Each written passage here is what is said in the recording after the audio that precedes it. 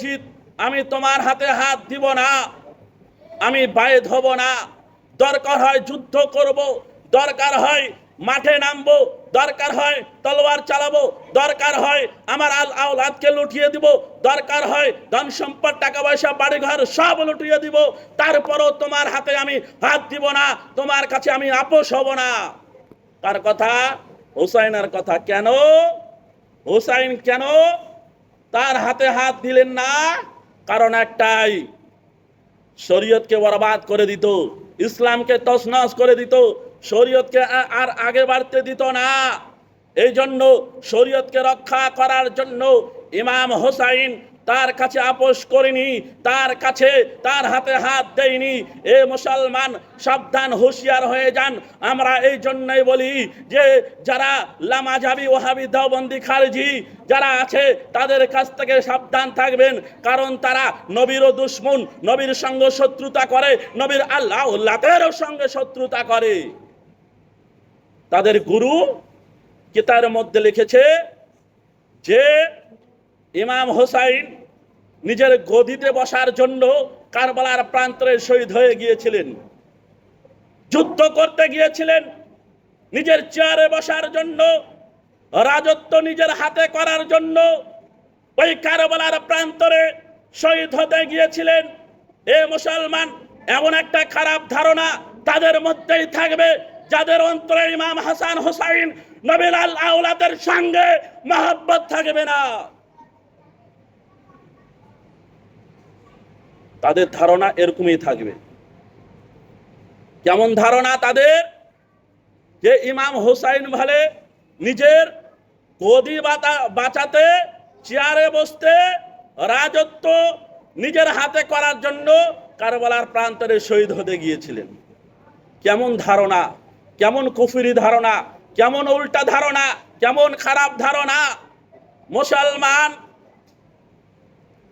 এক হাদিস পাকের মধ্যে আমার নবী মুস্তাফা বলেছেন, মাম্মাতা আলা হুব্বে আলে মুহাম্মাদিন সাল্লাল্লাহু তাআলা আলাইহি ওয়াসাল্লাম মাতা মুমিনা। বলুন সুবহানাল্লাহ।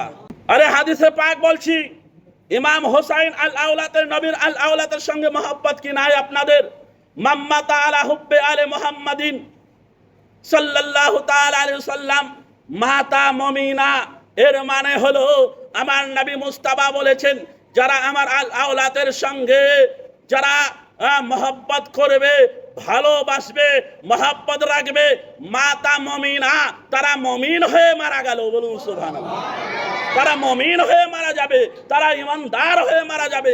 তারপরেও আমার নবী বলেছেন দুশমনের দিকে লক্ষ্য করে, নবী মুস্তাফার আওলাদের যারা দুশমন তাদের দিকে লক্ষ্য করে আমার নবী মুস্তাফা বলেছেন, মাম্মাতা আলা হুব্বে আলে গুফসে মুহাম্মাদিন সাল্লাল্লাহু তাআলা আলাইহি ওয়াসাল্লাম মাতা কাফিরা।